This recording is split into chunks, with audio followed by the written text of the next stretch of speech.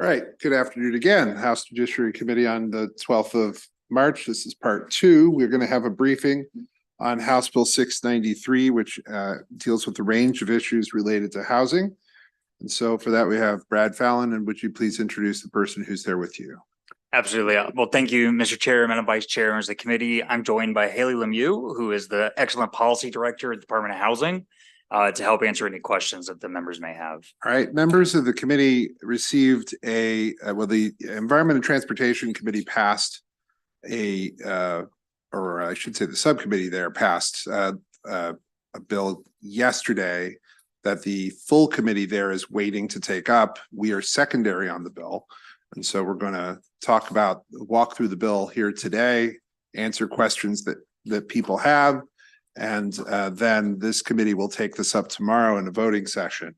And so consider this fair warning. If people have amendments that they want considered, they need to get them to the Judiciary Committee by 12 o'clock tomorrow. So as you are hearing things that you want to write amendments about, now is the time. All right, with that, if you would like to begin, we're going to go ahead and walk through the bill. Well, thank you, Mr. Chair. Thanks, members of the committee, for having us today. We appreciate the ability to come and brief you all on this. You should have all received a PDF slide deck on the bill. I'm going to walk through that just to organize the thoughts because there's a lot in here. And Mr. Chair, as I go, would you like me to stop at each section or just burn all the way through? Done. All right. Just at the outset, just to kind of explain why the governor has brought the bill and the policy issue that we're looking to address. We are pointing out that, as we've said often, with the entirety of the housing package, there is a 96,000 housing unit shortage that impacts everybody from renters and owners through simple supply and demand. But particularly relevant to this bill is that Maryland has the highest eviction filing rate in the country. It is down to 48%. That's down significantly from pre-pandemic levels of 83%, largely thanks to something that this body did in passing a 10-day notice for eviction filings back in 2021.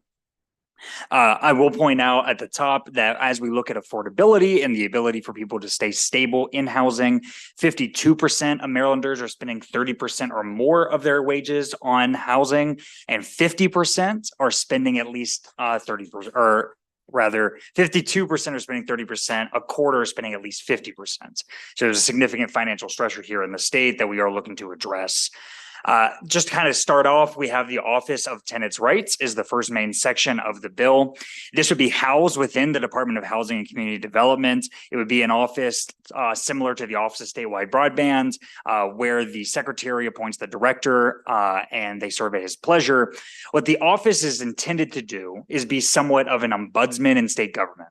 Some counties and jurisdictions around the state have tenants' rights offices where somebody could contact and say, hey, I'm facing an eviction, or I have mold, or I'm not getting my security deposit back. What could I do to help? What they can do is provide information about what their rights are under existing law. And if there is an appropriate person for them to contact, whether it's filing in court, access to counsel in eviction cases program, or another health department, they could help connect them with those appropriate resources. OTR will also be required to create what's called the Maryland Tenants Bill of Rights.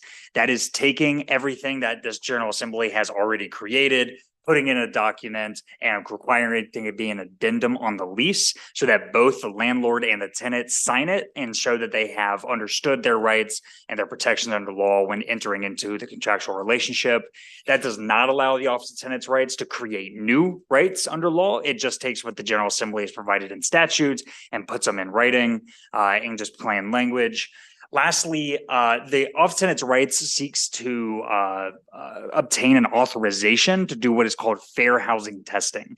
And that is a fairly nuanced concept. If you look at the PDF I provided, there is a slide that just kind of runs down what that is and some other examples of states and cities that have implemented this.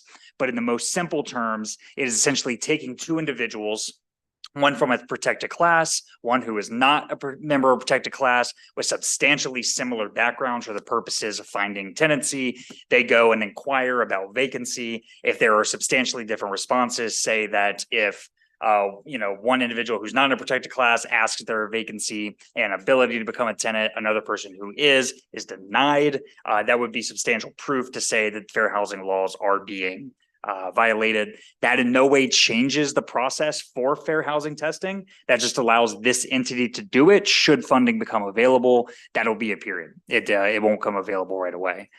The last thing that they'll be plugged into is the right of first refusal, but I'll hold that for now until I get to that section.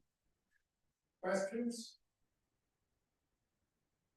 Thank you, Brad, and your passion is amazing, so we appreciate coming here, working with us individually as well as a committee. Really appreciate that. First of all, Office of Tenants' Rights. Shouldn't that be Office of Landlord and Tenants' Rights? Is that something that you guys are thinking? I mean, aren't there times when the tenant's being represented, but the landlord's not, and we should maybe give the landlord an ability to be able to have some knowledge of the process so they can, I'm just curious if that's something you thought about. No, I would certainly say that it's, in my view, very similar to consumer protection, right? Everything that we do, say under the Office of Attorney General's Consumer Protection Unit, deals with the exact same thing, with consumers having a relationship with a commercial provider, depending on what they're actually providing in that situation. I think the state has proven a track record of involving itself when it comes to the protection of the consumer. This is an extension of this. In fact, under the Consumer Protection Division at OAG, they have the People's Law Library, which they already put online many of these things. There's not the ombudsman role. This actually allows you to talk to somebody. So a point very well taken. I think that, from our conversations and from the rest of the package, we're pretty pro landlord and working with them. I think that you're going to have 99% of the people that come to the office looking for help are going to be tenants, but there may be a time when I'm just curious why, it would be odd if a landlord's looking for it and they come to the Office of Tenant Rights. That would be odd. So Maybe so. I will tell you, I don't have a philosophical problem with landlords being able to obtain this. Certainly, they would benefit from kind of all of the things we've set forth here. So, for instance, the Maryland Tenants Bill of Rights. That's not just for the tenant. The landlord then receives a copy. They know what they are required to do under law as applicable to the lease that they are entering into, and they sign it and recognize that they've seen it. I think that probably has a dual purpose, but I take your broader point. can I follow up on that? Thank you. So on the Bill of Rights, so we're discussing legislation now dealing with good cause. Is there going to be an ability for either landlord or the tenant to waive provisions of the Bill of Rights? I'm assuming that good cause would be in that Bill of Rights. I'm just wondering if for example, they decide contractually that, after a term that I want to have the ability to ask you to leave and not have to find good cause in order to do it. I don't, the good cause legislation is not the administration. So I've watched that debate go on. I know the Housing and Real Property Subcommittee and ENT passed it recently. I don't know if there's a provision to waive that right in the bill. Certainly the Tenants Bill of Rights does not speak to utilizing those rights under law. It just tells people what is in law, right? So certainly if good cause has a waiver, right, which I don't know that it does, I would expect that it would be captured in that.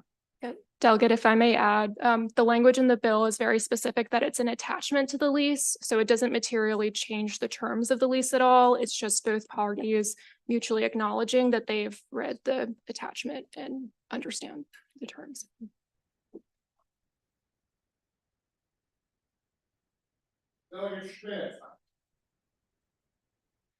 Thank you, Chair. Thank you both for being here. I have a two-part question. Do you know how many rental units there are currently in the state of Maryland? There's about 700,000 rental households. I don't know the number of rental units, but we can provide that for the committee. So 700,000 rental households. Correct. So my question is this, and I've asked this a number of times in some different hearings. I would classify two types of rentals. We have a residential rental, let's call it, and maybe what I would call an institutional rental, which would be like an apartment building, multi-unit family, things of that nature. Do we know what the difference is in the percentages like, let's say 70-30, maybe are institutional versus one-off, one or two rentals that somebody might own?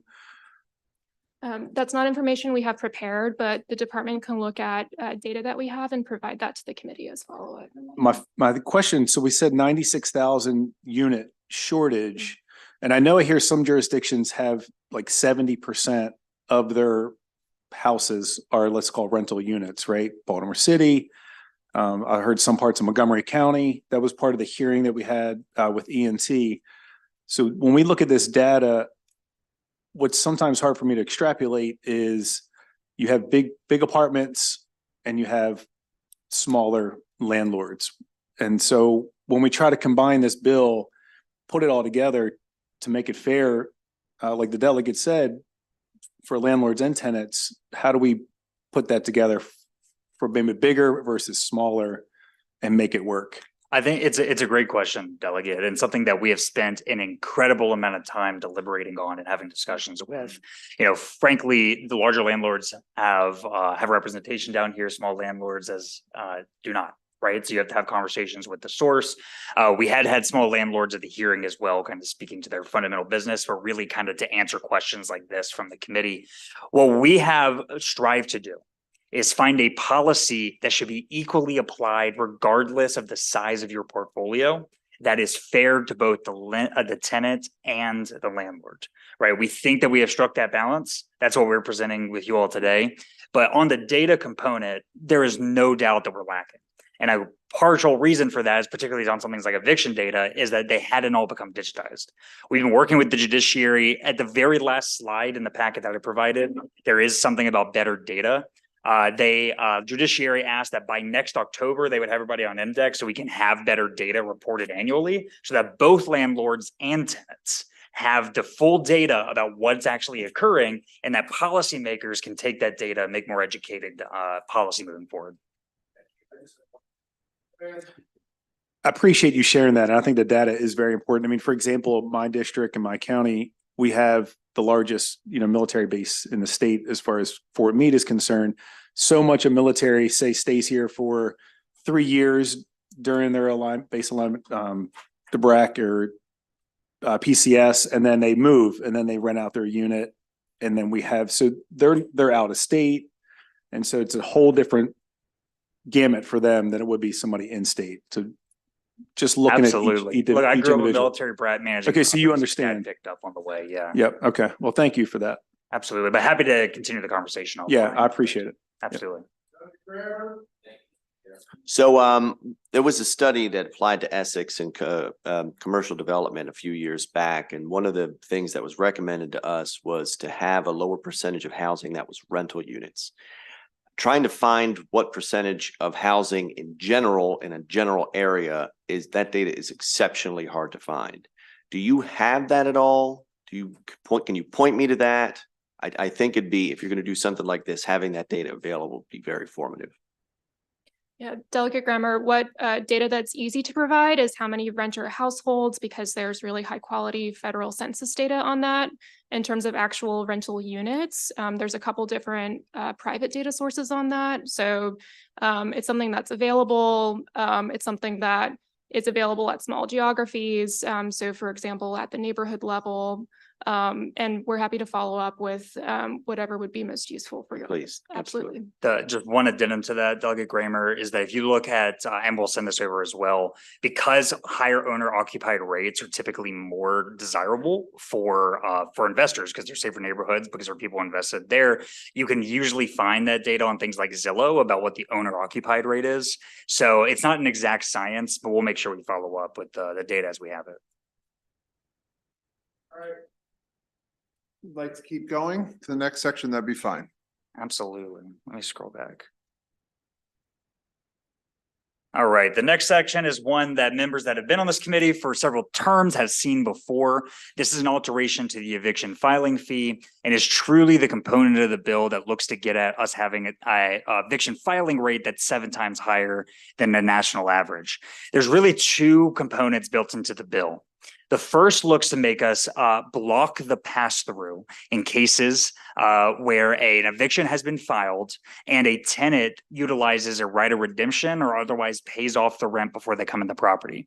For those who aren't familiar with the process, in very simple terms, what that looks like is that, say the first of the month goes by, I haven't paid my rent. My landlord should provide me a 10-day notice about, hey, you haven't paid your rent. After 10 days, I'm going to file an eviction. If the rent has not been paid, the eviction is filed. At that point, we're heading towards rent court to see whether I'm going to have an eviction judgment against me. Before rent court, and this is what happens in about 40% of cases, people pay back the rent plus court fees, plus a 5% late fee, plus the eviction filing fee. The eviction filing fee itself does not fund the court proceedings. Actually, $8 goes to the Maryland Legal Services Corporation, $4 goes to a records improvement fund at the judiciary, and $3 goes to the general fund. So it's somewhat of an excise if we're looking at it in tax terms, but it gets passed on to the tenant in these situations. What often happens is that as a recourse for not paying rent, somebody will file an eviction. Because that is the system we've created. It's much easier, particularly if you're a very large landlord, to file a bunch of evictions because you know that 95% of those cases, and depending on the jurisdiction, it could be higher, are going to redeem, use this right of redemption process or otherwise.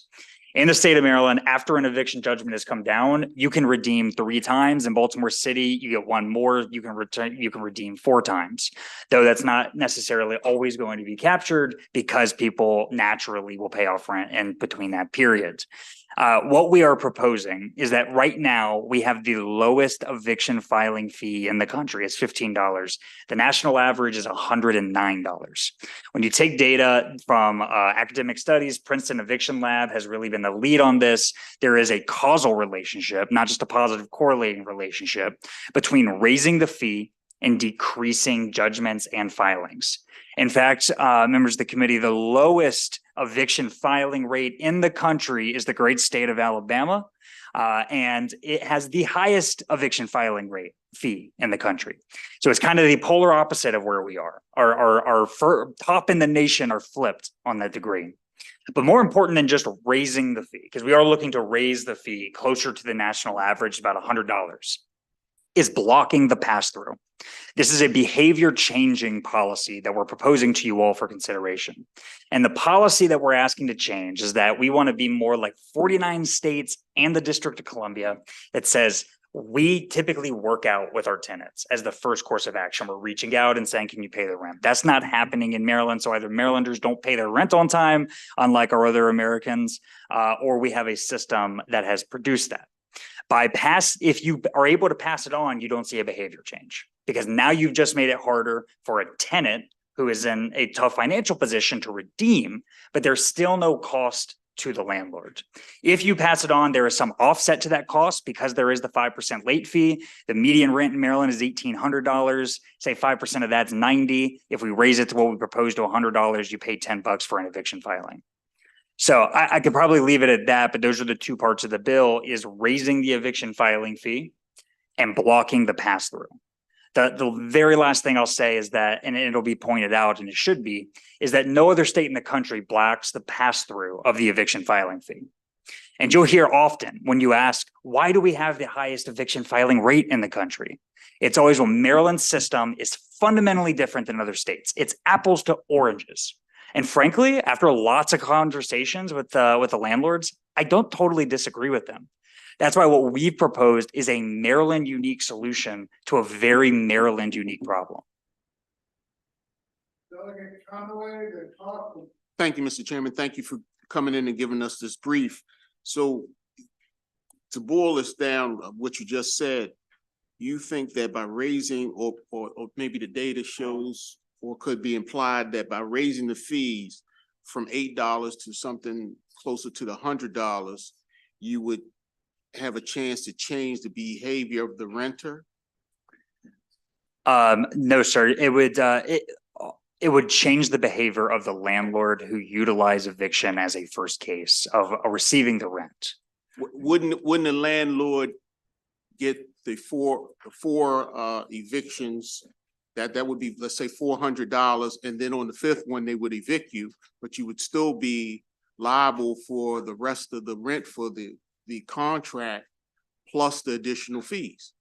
That's right. So potentially the renter would go deeper into debt.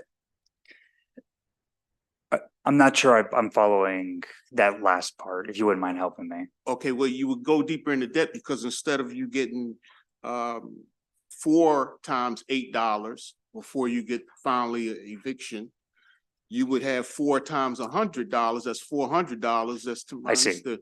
So that is actually exactly that point, Delegate, and thank Oh, you for thank raising that, is the reason that we think the blocking of the pass-through is so important. If you just raise the fee without blocking the pass-through, you're absolutely right, sir. It makes it harder to redeem for people that, and frankly, people pay their rent where they don't, it is an issue, right? It is something has come up, they don't have the money. Now in that scenario, you have raised the fee really on them, right? You've raised it to, say, $100. So they have to pay another $85 in that circumstance to be able to redeem. Thank you. For the record, for people who don't speak real estate, to make sure that I'm understanding this. So by pass through, Mr. Fallon, you indicate that you mean that Sally Smith is late on rent and I, Johnny, the landlord, say, okay, Sally, you can stay, but you have to pay the eviction filing fee. And that's, so you're trying to prevent Johnny, the landlord, from adding that to the fees that they need to do to catch up with their rent. Is that correct? That's right. Yes, sir. Okay, thank you. Yes. Thank Mr. Fallon for being here, and I just want to thank all the members of E&T for all their hard work on this. I know that this has been, I don't know if they see it as a labor of love, but a labor of love for tenants across the state. I'm looking at the reprint, and since we're on the fee section, I see 2 different versions of kind of the fee section. And I don't know if the administration has a preference. There's one that has a fee of $93 for the filing fee, and then 50% to the statewide rental assistance voucher, 50% to MLS. And then I see another one where it's $85 per case, with 45 to the rental assistance, 45 to MLS, Maryland Legal Services Corp, and then 10% to the rental assistance for Community School and Families Fund. So I didn't know if you wanted to get into the weeds about that or. Yeah, thank you. Thank you for the question, opportunity to speak to it. So there's 2 language and there's kind of 2 sections of that in the bill, and they're under different sections, right? One is contingent on the passage of, I believe it's House Bill 428. It's Delegate Stewart's Community Action Bill, because it would take 10% of the proceeds and put it towards that program. We are absolutely fine with that. I don't have the $85 amendment. What I will posit to this committee is that we do think it is important to get closer to the national average if we want to make inroads on this issue. But frankly, the most important component for us from a policy end is the pass-through. Yeah, no, I'm sorry. I'm gonna say $83, not $85, but is what I'm looking at. Yeah, and it's a little bit confusing. It's actually $83. Essentially, I won't go into weeds, but $7 gets added. So the true later cost on, is going to yes, be the clerk adds another $7, yes, That's for right. other stuff. Yeah, okay.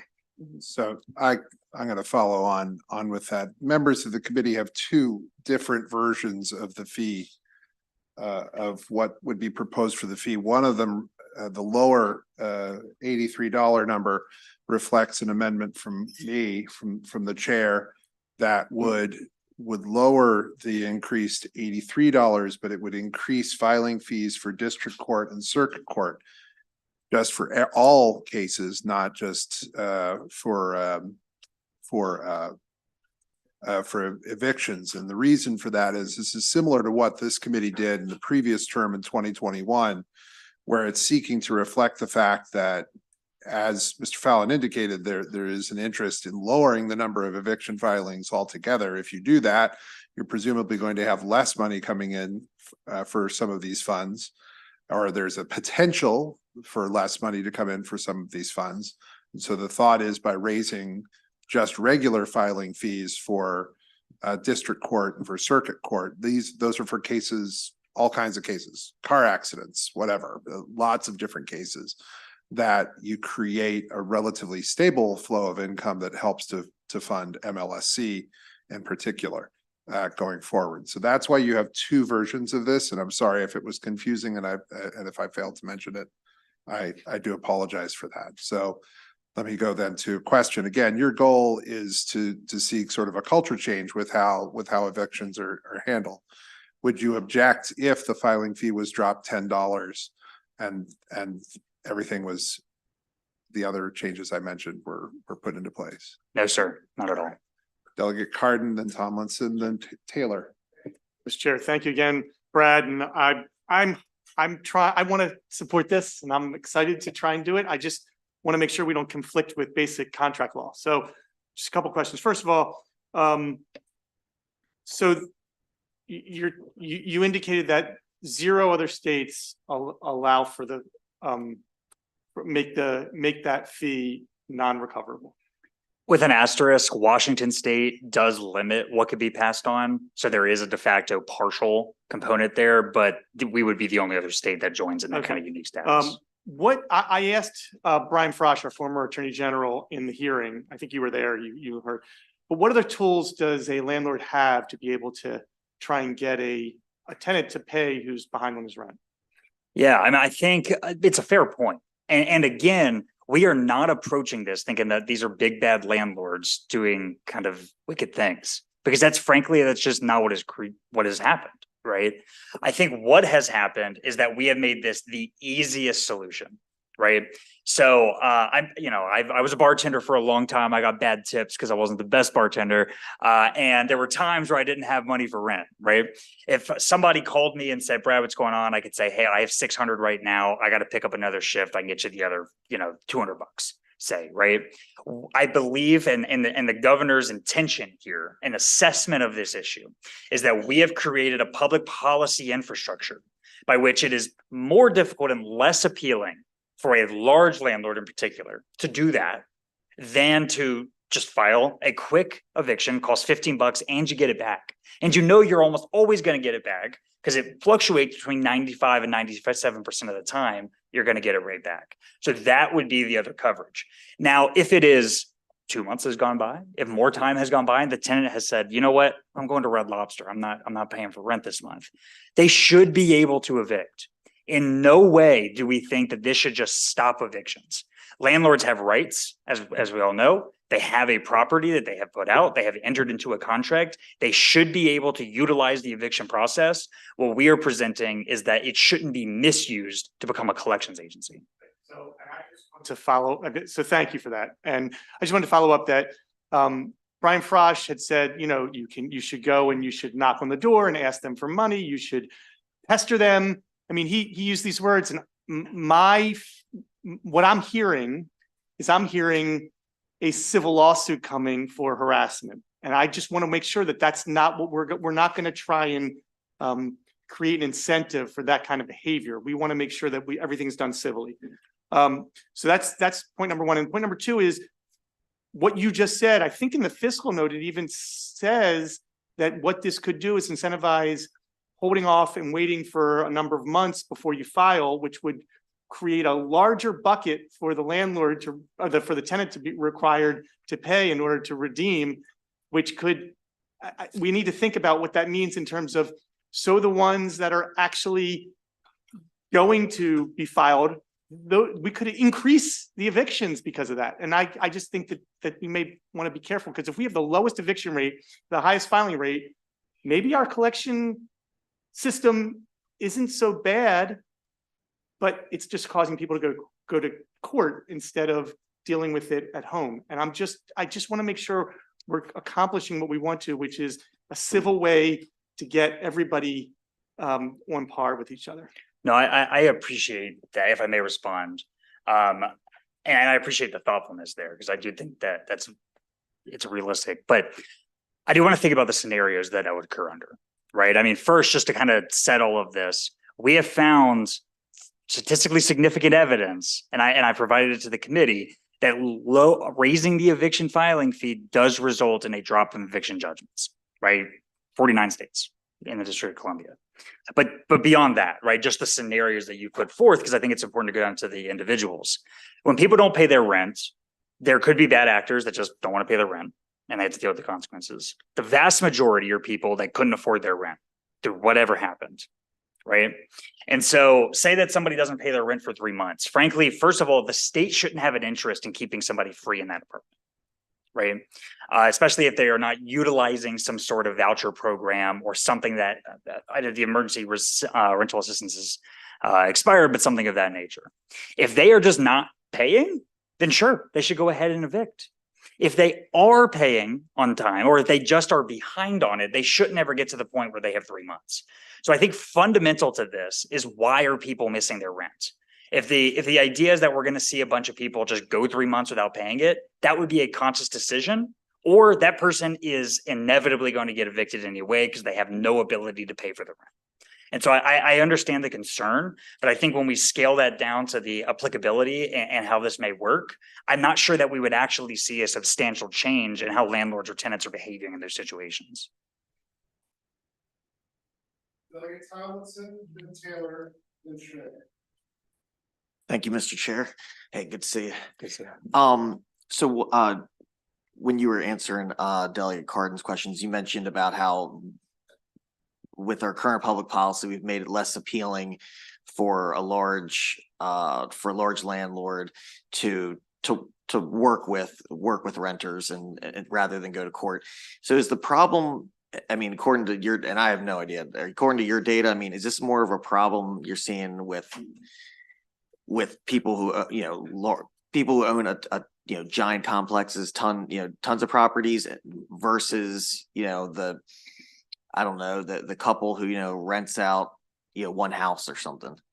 We have it is hard to distinguish large landlords to an extent, right? Because you might have a nest of LLCs or maybe some sort of trust, depending where it's incorporated. You may not even have the data, right?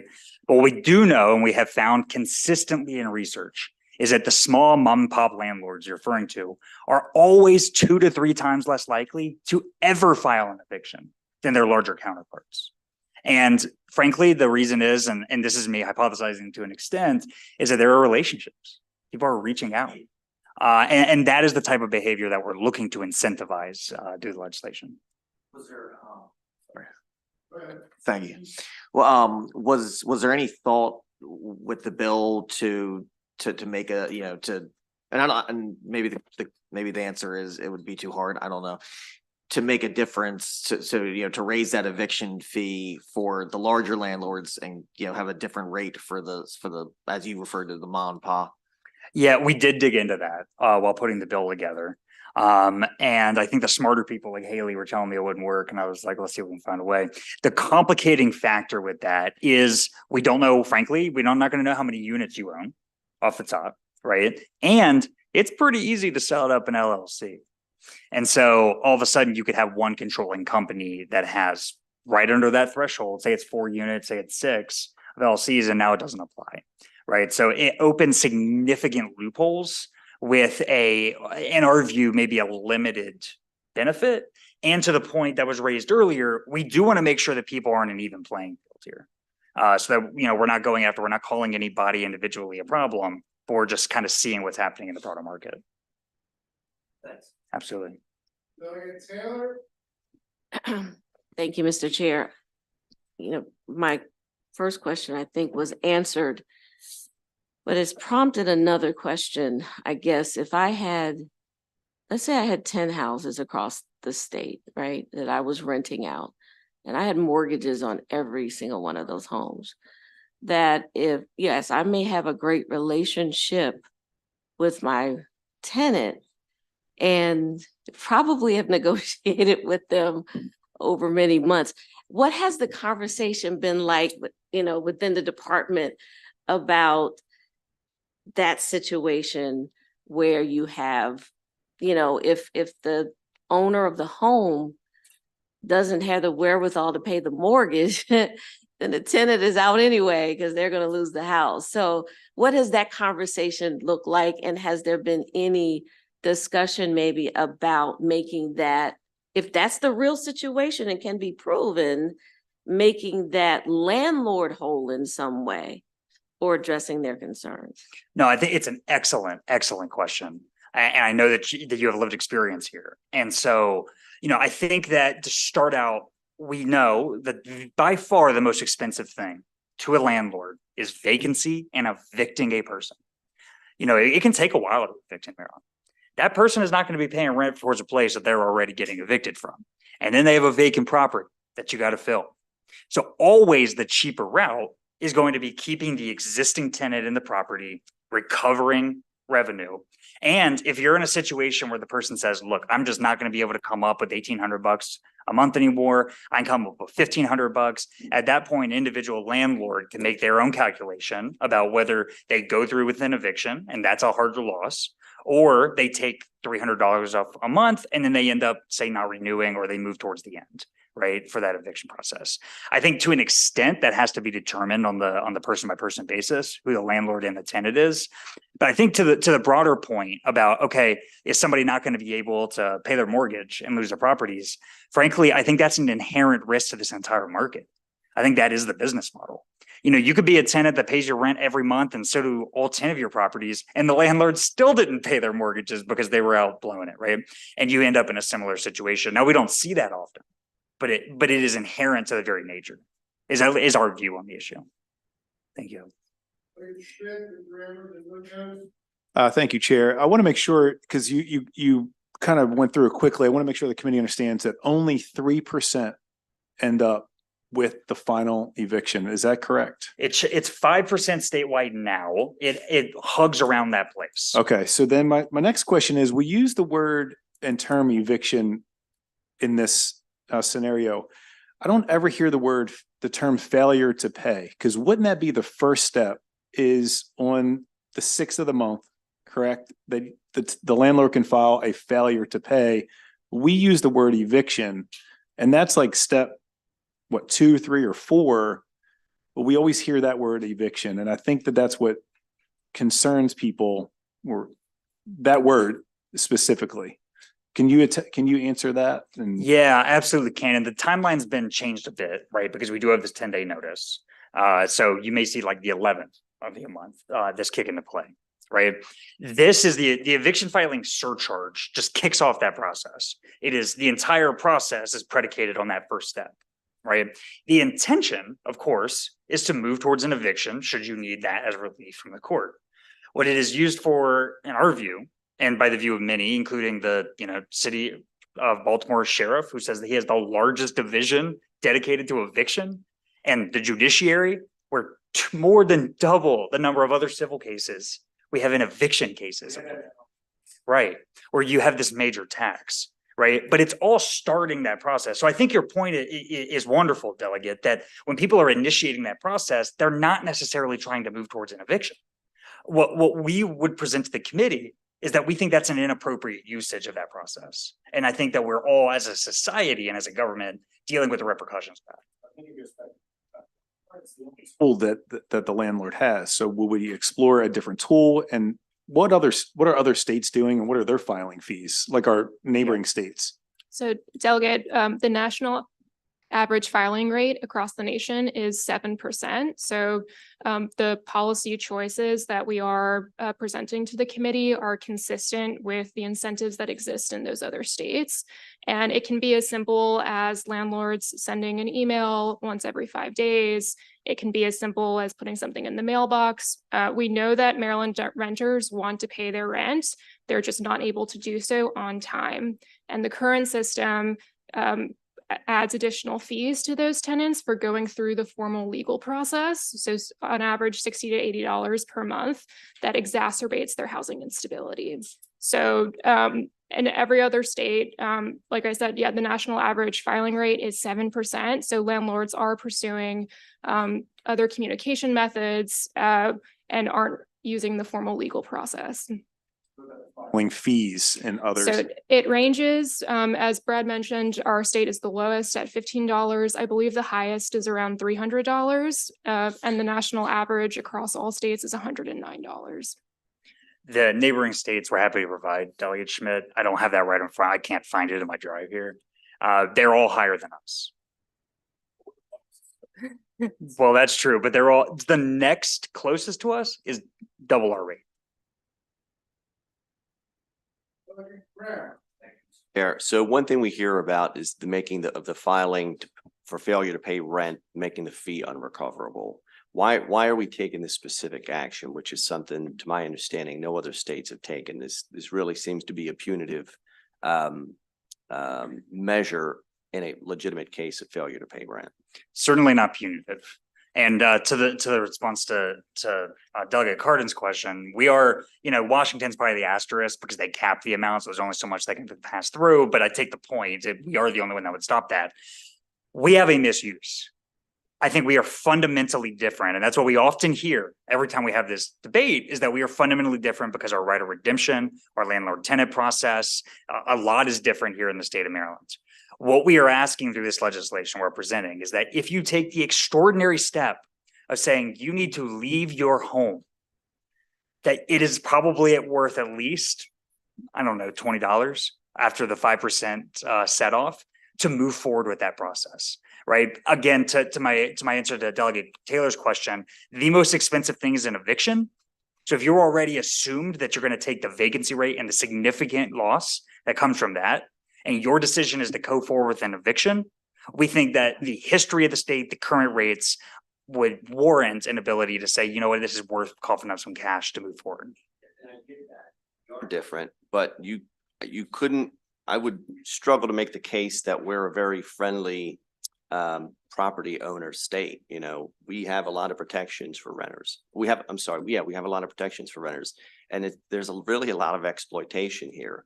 So I'm struggling to see like this particular case where it really does seem to be punitive for people who are just trying to, for whatever reason, rent property in good faith.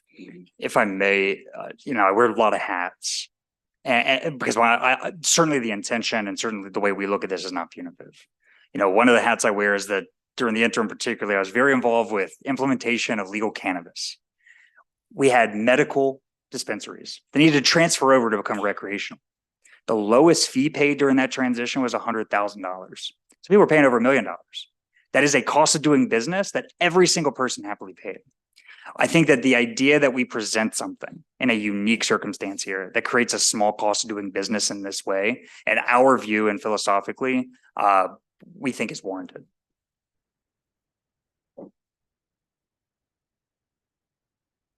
Here's what we're gonna do. Delegate Munoz, then Sample Hughes, then Phillips.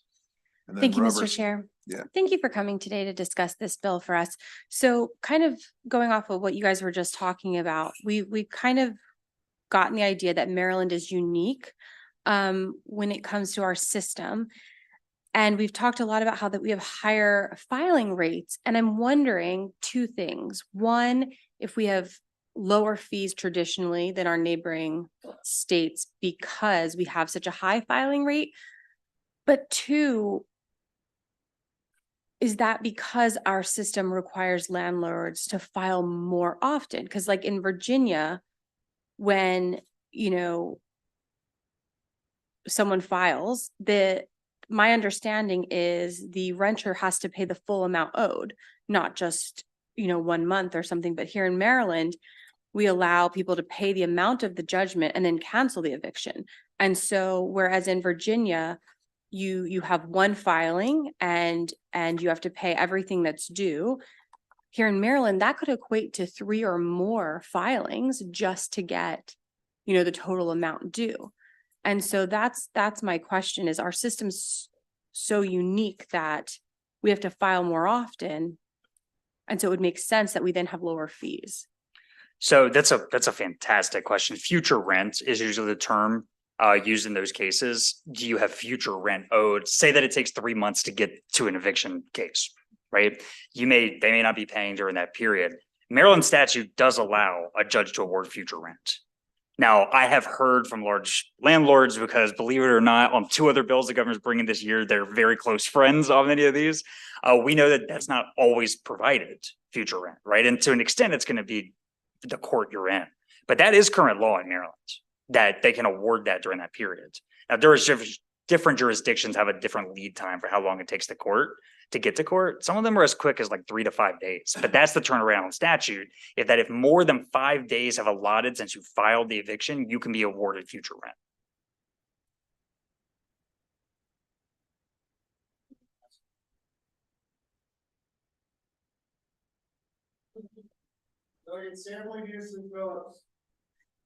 Thank you, Mr. Chair, and thank you for going through the bill with us.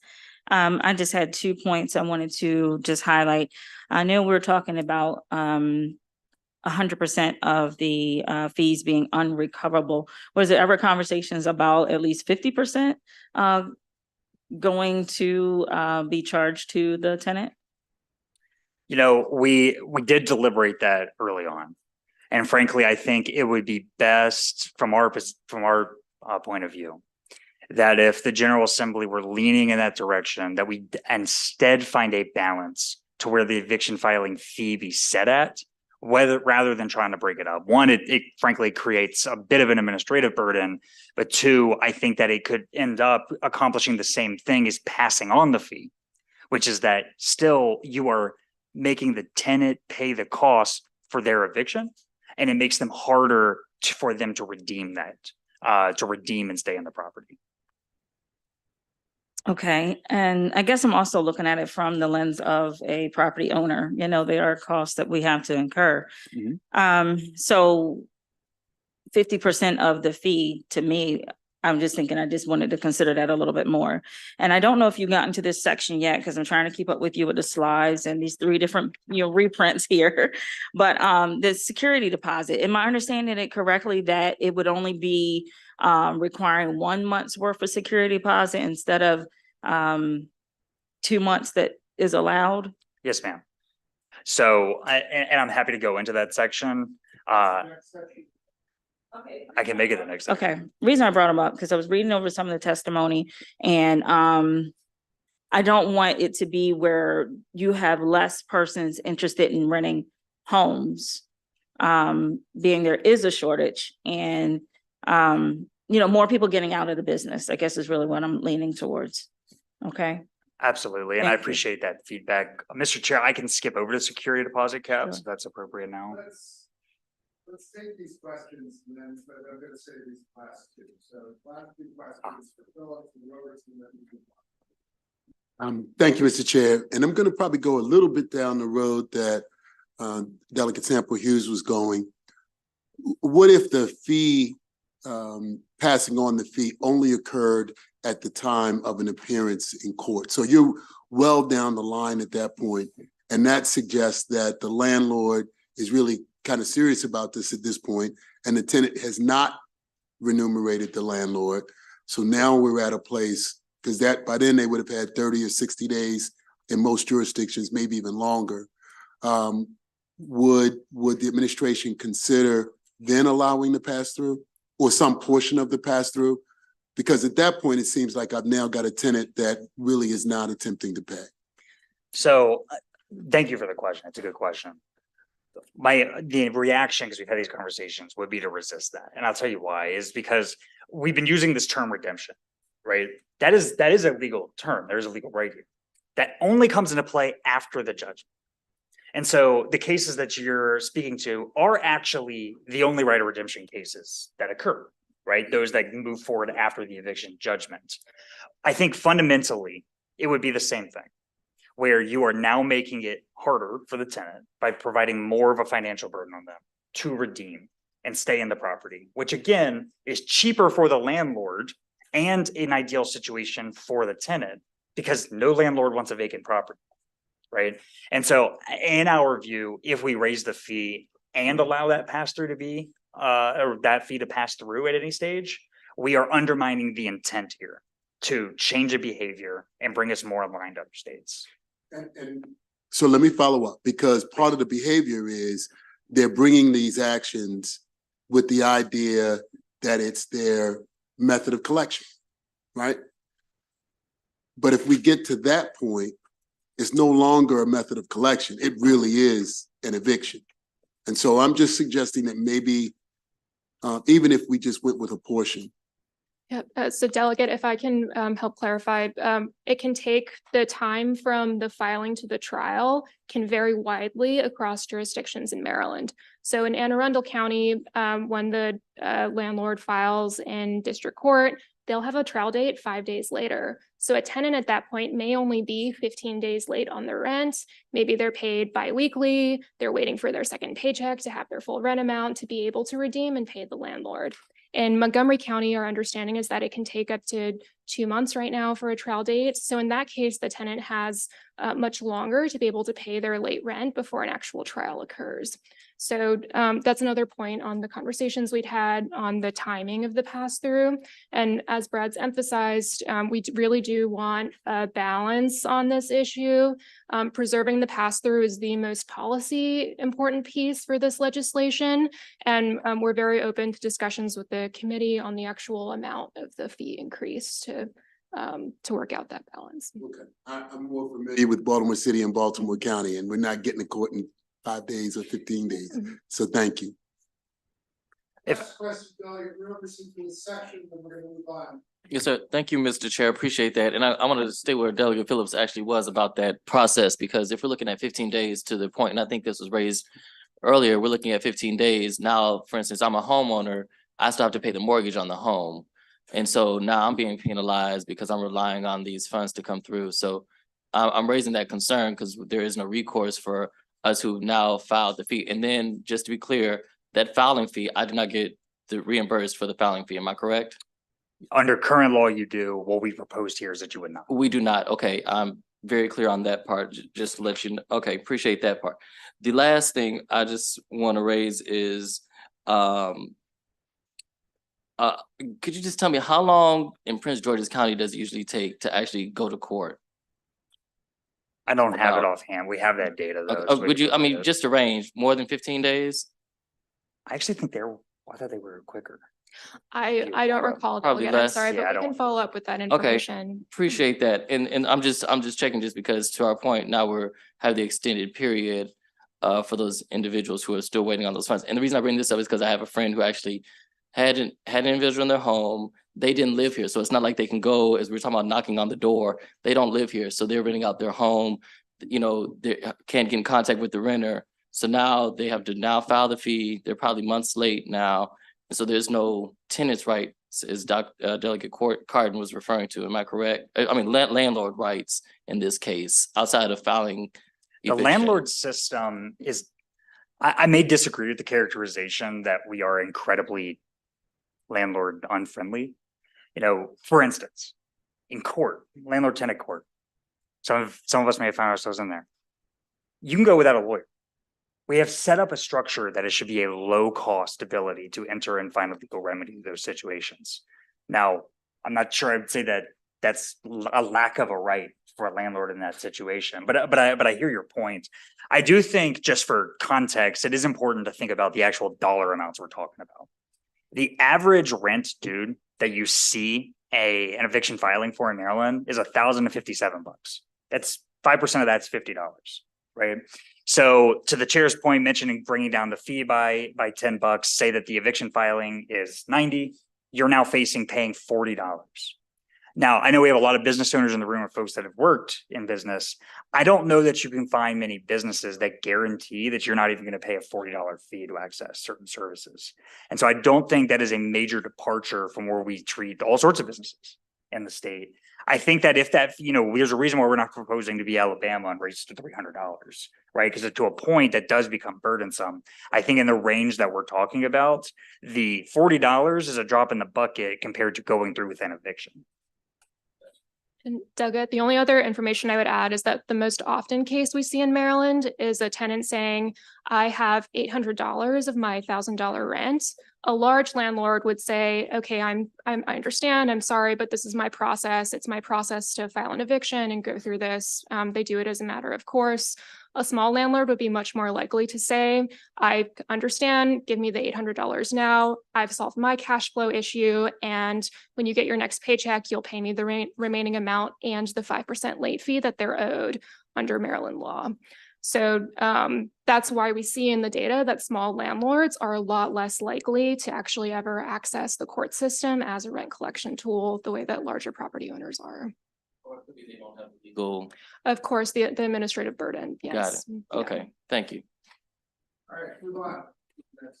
Okay, just to do what I think of maybe a quicker one, I am gonna jump down to security deposit caps. So we are proposing in the bill to join 12 other states, red and blue, in the District of Columbia, and lowering the security deposit cap from 2 months rent to 1 month's rent. And just to put that into terms of what that looks like, currently to become housed, they get into the front door to get the keys. You can be required to pay the first month's rent. That's always going to happen. Plus a security deposit 2 months. So it's 3 months rent. The median rent in Maryland is $1,700. That's about $5,600 to get through the door. The reason we're bringing that is because the Federal Reserve, just released a study that showed that most renter households have an average of $2,000 in savings. Most households countrywide, $8,000 in savings. $2,000 isn't a lot to pay for rent in Maryland. So say you pay $6,000 to get through your door. There is a significant financial instability in our view that is created by clearing out your savings account to become housed. Further, if you are in a lease and somebody sells the property and you need to move, you may have $6,000 that you need to pay unexpectedly in the middle of the month, and not many of us can afford that. Or you're coming from being homeless and transitioning into being housed and have to put up that kind of money. You know, we are looking at states as diverse again, Alabama to Hawaii to Nebraska to DC to North Dakota. It's not a political breakdown here, but we do think that lowering the limits there will help decrease homelessness, but also increase the financial stability of the state. The last point I'll make on that is that what we often hear is a very good faith response, which is I may essentially put up more collateral by having a security deposit to make it less risky to bring in maybe a tenant with worse credit into my property, and maybe I wouldn't do it otherwise. I take that really seriously, says the governor. And so when that was first floated to us, we dug deep in the 12 states in DC that have done this. We couldn't find any data that it has reduced the rental market pool or increased the homelessness rate, which in our view would imply that that impact, though I think it's logical, is just not taking place. Thank you. Thank you. I don't really have an issue with this. I just got a quick question. Do you have data on whether these failure to pay rent actions are happening in the first year versus after the first year? Is it more likely to happen within the first year? Yeah, Delegate, we don't have data available on that. One piece of this bill is to improve our data collection on failure to pay rent filings so that we can help answer these kinds of questions. If we decide to pass this policy initiative, which I don't really have a problem with, maybe what we should do is say, increase it by, if in fact we find the data or we can assume that it's happening early in the lease, in the terms of the lease, within the first year, that there is an extra $200 put in that can be used to pay for actions for failure to pay rent, so that it's not coming out of the tenant's day-to-day. But if we're reducing their security deposit, we just put in that money, hold it there, and after the first year, if that hasn't been accessed, it gets returned. It's just a thought. I have to digest that, but I appreciate the thought. Thank you, Mr. Chair. Thank you for being here and explaining this to us. As we talk about security deposits, you mentioned that there were, I guess, 12 other states that currently have the 1 month security deposit requirement. Do you have any data that indicates that in any way has impacted homelessness, that, you know, those states actually are showing that there are more folks that are no longer in the homelessness pool, and what, if anything, more it has done to assist people in making sure that they actually have stable homes? Yeah, thank you for that. We unfortunately don't have data in either directions right now. What I will say is that homelessness around the United States is on the rise. So this is a very disparate list of states, right? So there's going to be different trends at both. Maryland homelessness, for instance, is on the decline. And we're actually doing fairly well among national standards. I think that homelessness is one component of the bill, but what is much harder to track even than that really is the economic insecurity that is created by having to put up such a large amount at one time. So in the instance of $6,000 a month, a lot of people won't even have that on savings, but maybe they have $8,000, $10,000 on savings. More than half of it now has gone to the security deposit. But we were not able to find data that was able to track just that security. And obviously there was a lot of kind of variables that distinguish these states. So unfortunately, the answer is just, we don't have the data. Delegate, we only have anecdotal evidence from our housing choice voucher partners that say that the current security deposit maximum in Maryland is a barrier to individuals becoming housed. Yes, please. So, okay, mentioning vouchers, okay, let's talk about that for a second. So that's a totally different animal, because now you're talking about federal or state assistance. And so as a landlord might be more amenable to taking that 1 month, because they know each month they are going to have deposited into their account that rent money. So that's a little different, okay? So, you know, I guess just if you'll speak a little bit more to that, because that indicates, again. Okay. Yeah, I'd say, I apologize, my comment was too narrow. We work with all sorts of housing providers, to include housing authorities that use vouchers, and to include just general homelessness services providers. So this is feedback that we get from constituents across the board in Maryland, and this is statewide. I wouldn't say that we have any knowledge on voucher holding landlords specifically. Typically, there is a reticence in the wider landlord community to rent to voucher holders, and higher security deposits can be, or they can request higher security deposits. But as Brad mentioned, that we haven't found any evidence nationwide, in Maryland and smaller jurisdictions, to indicate that this would create a barrier to those individuals becoming housed.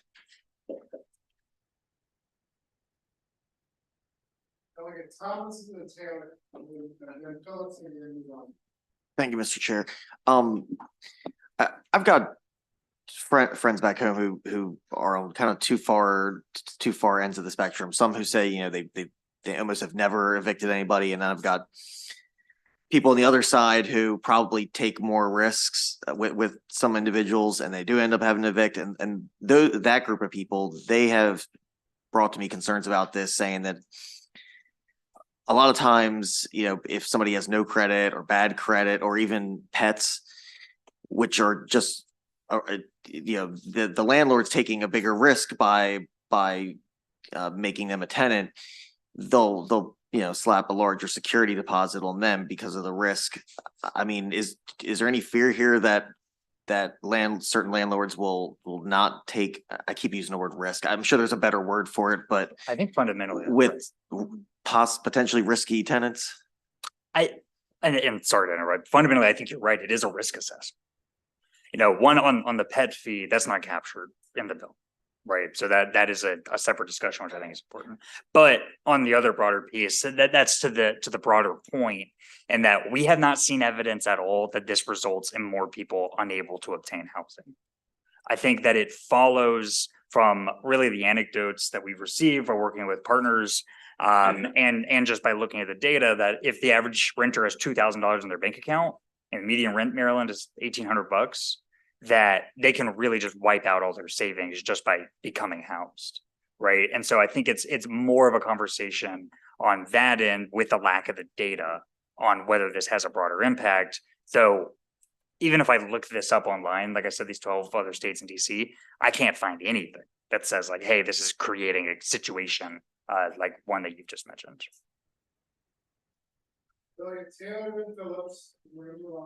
Thank you. And, you know, I appreciate this effort. I just have to ask this question because I'm one of these people. So I'm reading this according to the feds. The median savings account for all families was just about $8,000. And for renter households, just $2,000 in 2022. I've been Googling here. It's like, what is the average savings account balance for the average Black household, or the median savings, and it's about $2,000, about the same as the renters that you mentioned here. And for those families, Black families that are looking for this option to maybe increase, their savings account balance or their wealth in general, or monies just to pass down to their children.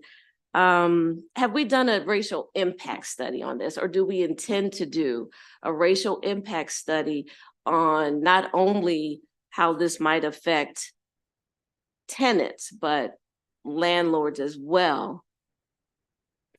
We haven't, but it's a fascinating point that you bring up. I don't know exactly what that would look like.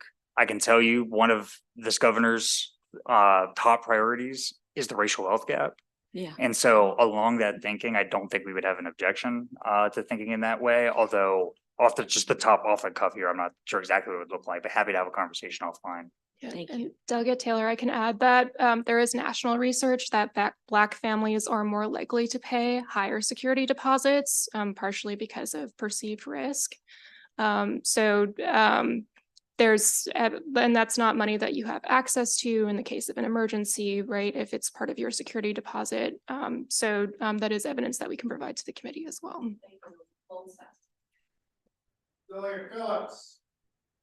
So as you all are doing this work, and I know it seems like you've tried to get as much data as possible to inform, do you have an idea on what the impact will be on the industry? Do we know what percentage of landlords really require 1 month versus 2 months today? Do we have any data that informs us on that?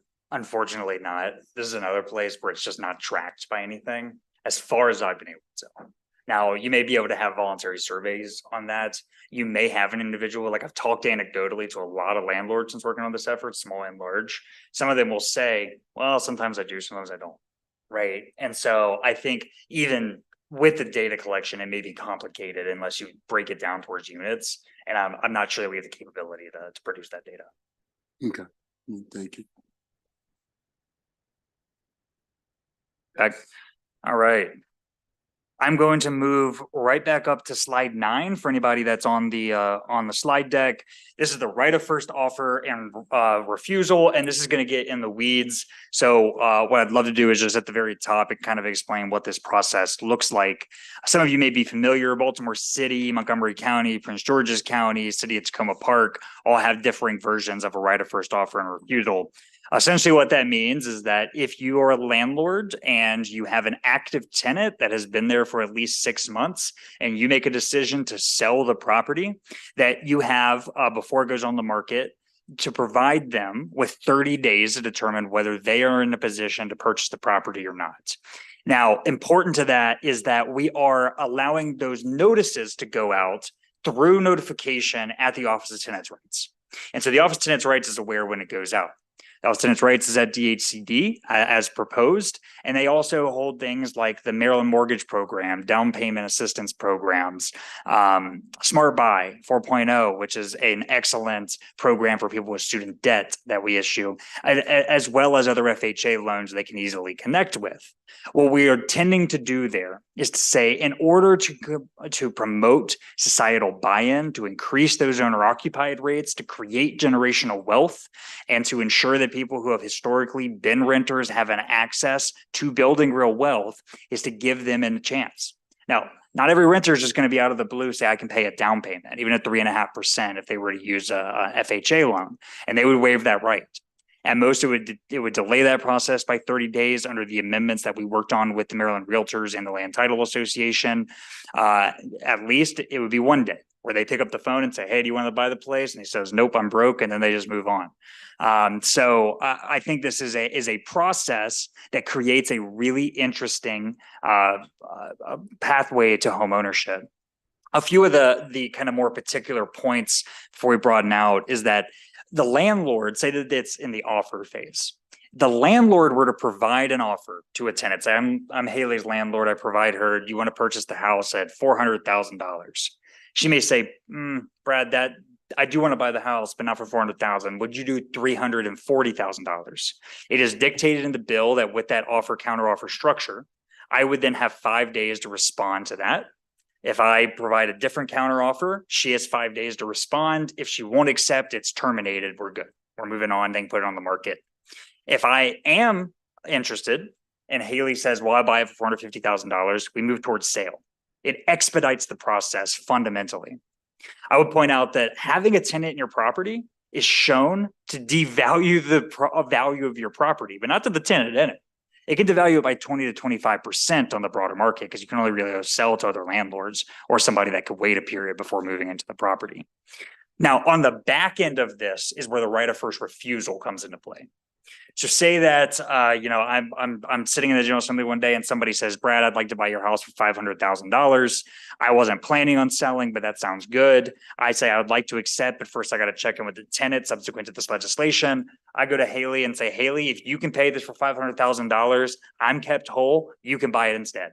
Haley can say, I can do that, or no, and the right is waived and I'll move forward with the third party transaction. The only other place it comes in is if we went through that first offer process and say I said, okay, Haley, you want to buy the property for $500,000? She said no. Later, I put it on the market. Nobody's biting. I get an offer for $200,000. And I say, you know what? I'm going to cut my losses. I'll pay for it then. Well, that's a fundamentally different offer than Haley received before. The way that we've designed it in the bill is that if that closing price that I have accepted from a third party at that stage is 10% or more different than the lowest offer that was offered to the tenant, that they get another 30 days and correct that, right? Again, the tenant may just say, nope, I'm just not in a position to buy, you move on. But those are the two places that it comes into play. So happy to get into the weeds as deep as possible, but that is fundamentally the process, is that we built it into existing real estate transactions to make this as speedy as possible, but look to somebody who can purchase the property and transition from renter to owner. Questions? Delegate Crutchfield, Lingard. It's okay.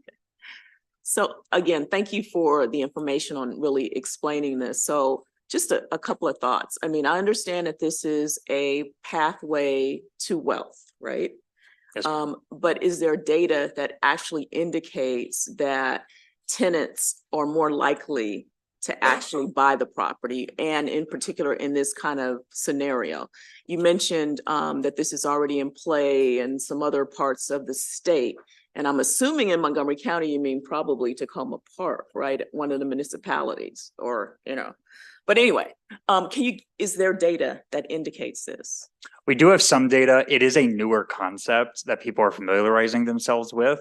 So it's new. We have built that in fundamentally into the bill, that the Office of Tenants' Rights is responsible for figuring out when this process has started and what the resolution is, and making that data publicly available as publicly disclosable data so that we can track that over time. I think there is a bit of a culture because frankly, people have to get used to the fact that, okay, maybe I could purchase this property. But no, I think the fundamental question is that the data here is not fantastic. What we do see in other jurisdictions, I would just end on, is that say Prince George's County, for instance, has a multifamily unit right of first refusal. Those are co-op situations. Just say you live in an apartment building and you decide, okay, I can group together with other tenants and we're going to purchase it. That is probably less likely to occur than somebody in a single family home, but that's what you see with this concept in other jurisdictions. And so I'm not sure that those are, apples to apples there. They may be imbalanced data for the ones that we do have on that front. It doesn't appear that this really takes into consideration like the market right now. For example, if there's really a buyer's market or if there's really a seller's market, because it doesn't allow for the landlord to come back and to really actually get a true market sense of what the value of their home is. So for example, if we are offering upfront to the tenant that they can make this purchase, but yet if you were really out on the market and you put your house out there, then you're gonna get a sense of what the market really is bearing. And also you'll have a true really market value offer. So I guess my thought is, was there any consideration of doing this on the back end versus everything being on the back end? So in other words, the landlord goes ahead, maybe gives notice to the tenant, hey, I'm going to put the house on the market. Are you interested? Let the tenant be on that side, determining that, go ahead and list the house, find out and get the best offer they can and maybe go back to the tenant with the best offer and say, can you meet this best offer that I'm now receiving? So that's one thought about it. So have you guys thought about that as a possible way to deal with it? The other thing is that there are emergencies that come up, and maybe that landlord needs to put that house on the market just to cash out as quickly as they can. And so, have there been any thoughts about exemptions like that to this because of maybe, again, the landlord's in some kind of harrowing situation where they've got to have the cash immediately? So just a couple of thoughts on, how or what the thought process has really been like on this. Yeah, there's a lot of thought to both of those. So I have quite a bit of information. So on the first one, that's actually how the bill initially went in. I will tell you at the time, both the Realtors Association and the Land Title Association, probably the two most impacted associations here, were opposed. We transitioned with this amendment really to create this right of first offer, and also taking feedback from others that we've met with, some on this committee, about forwarding that to the front of the process so you don't hold up a sale that is starting to move forward, right? That balance was struck kind of with the industry professionals, and that's the reason why we have that in the front. I will say, to your second point, it all builds in together. Right. So say you have an emergency situation. I will say, I threw out a statistic there before, and I'm happy to share it, that you find that having a tenant in a property typically devalues the property at a rate of 20 to 25%, because you can only sell to other landlords, or you can sell to somebody who can wait to move into the property until the tenancy is expired, right? You have a limited market pool there. So in those circumstances, if you need to sell quickly, the natural first person that you're going to turn to try to sell it to is the person there. And that's for a number of reasons. One, because they may pay the value on the market because they're comparing it to other houses they could just move into instead of just investment properties. But two, you could close quicker because in the closing time, there's no moving built into it. The person's already in the property, right? So I think kind of fundamentally, those are the kind of, one was a balance we struck, and the others is more so in those situations. I will say that there are a lot of exemptions built into the bill. There are things like a divorce, right? Say that somebody lost, and say that they have the property, they're not living in it, they're divorced, they're strapped for cash, they need to sell it. Well, frankly, homes are an illiquid asset. They are not easy to sell because it's such a complicated process to bring it to market. And so already the fastest way to do it is selling it to your tenant, but it's probably the hardest. Look at, from everything crypto to stocks to bonds, it's easier to liquidate just about every other financial asset than property for that reason, right? Particularly if somebody's living in it. So if they need to move faster, it probably aligns with the intent of the bill. Otherwise, there's probably enough lead time built in just through the natural sway of things.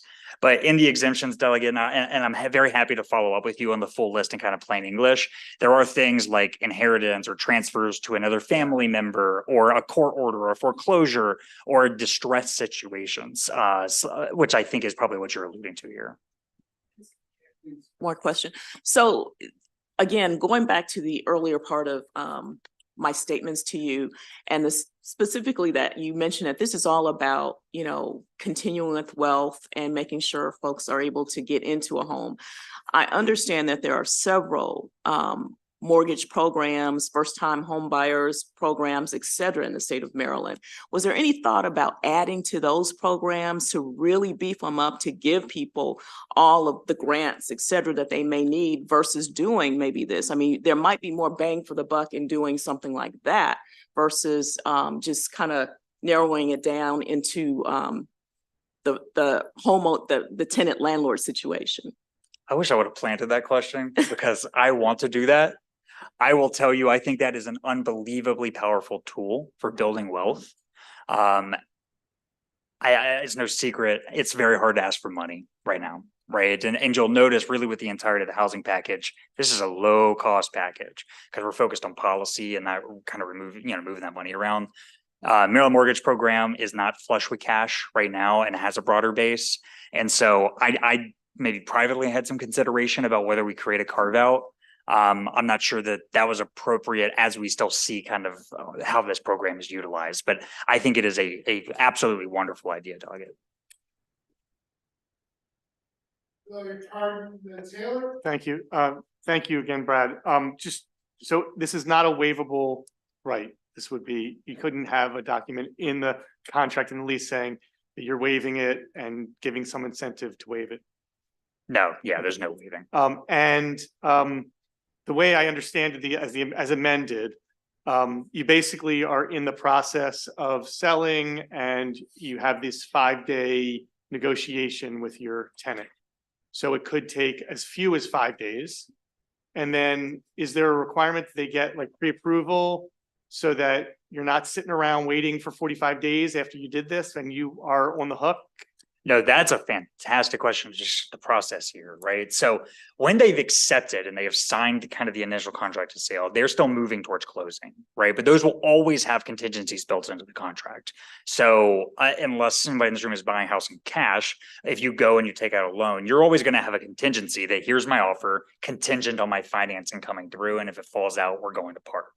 What we did put in the bill is that if that happens, if you have a tenant that you're selling to and their financing falls through, that they have then waived their right and they can't just keep coming back and keep coming back, right? But the fundamental process that we're changing here is all prior to any financing ever being approved. You might have a pre-approval, right? But that's all you're going to have because it's a lengthier process. But if you make an offer, somebody comes in and says, I want to buy a property for $500,000 like you suggested, you're gonna gotta spend at least 5 days before you can make them, you say, yes, I want to, but first I have to tell my tenant and see what he says.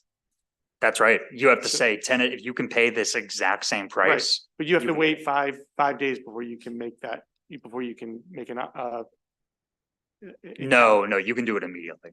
to the person who offered the money. No, to the person who offered you. So say that I came to you and I wanted to buy a rental property that you own and you have an active tenant there that is qualified under this and the transaction is not exempted. You would say, okay, you know what? I could sell this house for whatever, $500,000. Brad, can you pay this? Right. Right? I would say yes or no. If I say yes, I would move towards you stay whole. But if they don't give me an answer, I have to wait 5 days. I just have to, that's it. It's just a 5 day. You would need to wait. Okay. Yeah, if they don't give you an answer at all, you need to wait for the right to be. Okay. approved. Thank you. Yeah, absolutely. I am back. Thank you, because yeah, that prompted me to part of my other question. Thank you. At what point do I engage a realtor, right? So, you know, and you said you guys have talked to the realtors, and I can understand why they might have been not quite on board. So am I the landlord to go to my tenant and solicit this offer? Or is it my realtor that I have engaged to sell my property that's going to manage this whole process, like the 30 days, the 5 days? You know, who manages that? And do we really expect a realtor to just, you know, not entertain other offers while I'm waiting for my current tenant? So this is also the offer component, which is how this would come into play, would all be prior to this even going on the market, right? Which is already a natural thing to do because like I said, devalues the home to sell with a tenant in there. So you would just go to them and say, right? It could be. I think each individual landlord would have to make a risk assessment based off what they think is appropriate for their financial situation. But delegates, say that you had a property in this situation, you want to sell it. Maybe you say, look, I don't want to get bogged down in the details of this. I'm going to get a realtor and they're going to fundamentally move us through this process. That is a great gig for a realtor because they don't have to go show the houses. They have to talk to one person. They already have the amount set, and then they really just have to move through the offer, counter offer, accept or deny process, right? So after that, say that, you know, day one, we get through that process, I deny it, move forward. You could put the house on the market the next day. At maximum, you would do it 30 days out, which I think, you know, for those of us that have sort of home, you could take a long time just to get it on the market regardless once you decide. And so the intent here was to build that in to make it at least burdensome to move forward that process. There should be some record that I approached my tenant first Yes. and they refused. And that is required in the bill. So Okay. what we are doing is that you can go to Office of Tenants' Rights. What's very likely to happen, although don't quote me because we have to get the financing and set it up, is that you would go online to Office of Tenants' Rights. You would submit that you're doing this. That would send a tracked letter to the tenant. And so that there would be a tracked physical evidence to protect both the landlord, the seller in the situation, and the potential buyer, the tenant, that they were sent it, they received it at the address, they reasonably should be checking the mailbox, and the OTR, the Office of Tenants' Rights, keeps that data. Because if you don't do that, say you may have a situation where a landlord skips the process. The tenant says, well, hey, I wanted to purchase this. I don't want to move. I have a right to do this. And then they would have to seek a legal remedy under that situation. This allows the tenant, the landlord to say, no, I followed the law. I sent it. Last question in the second. How are you gonna make sure that all of the people that are renters, landlords know this? Yeah, it's going to be a process. I mean, part of that is the Office of Tenants' Rights. Like I mentioned at the beginning, we are looking to create this Maryland Tenants Bill of Rights that the Tenants' Rights has to agree to. This will be laid out in that document. So every lease, every landlord that comes in and says, hey, you need your lease, I'm going to sign this and say I read it. They need to read it one time, really, until I kick off this process, right? So we are going to actively be handing it to every landlord and tenant in the state. Members of the committee should be aware, we were supposed to start subcommittees at 3. We're a little late. We're going to start subcommittees starting at 4:30 in the order in which they were announced. So I think that was civil, family, criminal, and public safety. But they're going to start at 4:30. We have 2 more parts. I think there's a data part and the extreme weather part. So I'm going to take both of those together, and then we'll take questions after that. And then we're going to be done with the overview of the bill. All right, go ahead. Thank you, Mr. Chair. The data should be super quick. I will just very quickly hit it. The data reporting would be from the judiciary to the Department of Housing and Community Development. That would not go into effect until October of 2025, which gives them time to update some of their systems. Won't go through it each, but happy to take any questions on those individual data points. On the eviction stays, there is currently a power under law that allows administrative judges in cases of extreme weather conditions, which is not defined, to stay an eviction for 3 days. And it's kind of used as a standard matter, of course. They always sign these off. What we're looking to do is transition that from a may to a shall and make it a quicker process to say that if there is temperatures below freezing, a winter storm or blizzard, a hurricane or tropical storm, or an excessive heat warning by the National Weather Service, that the eviction would be delayed by 5 days. In no way is this trying to prevent an eviction or end an eviction. This is simply saying if you are at a time in your life where you're being evicted and you're losing your home, we probably could at least give you a couple of days so you're not walking out into a hurricane. And that really is fundamentally the process here. All right, questions on these last sections? Maybe we went a little too quickly now. See what happens when I try to set a time frame and everything else? Yeah, okay. All right, seeing no further questions on that portion of the bill, we'd like to thank you very much for walking us through the legislation today. Members of the committee, again, if you have amendments to House Bill 693, you need to have them to the committee by noon tomorrow. So if you're thinking about something, you need to start going to drafting now. Holly is not your drafter. The amendment office is your drafter. Holly is my drafter. Sorry. So just being clear with everybody before you get any ideas. Claire is also not your drafter, and neither is Lauren. They are my drafters. Have a nice day. So with that, thank you all. Thank you both very much for for everything you said. I said 4:30 because I thought you guys were going to talk a little bit more. But I think we need a couple minutes to get set up for subcommittees. So we'll start the first subcommittee, civil, at 4:30. People should, be on their, I don't mean to have subcommittees go all night long, but if it's possible for the next subcommittee to start not long after these, that would be fine. Civil should be relatively short, so we'll leave it at that.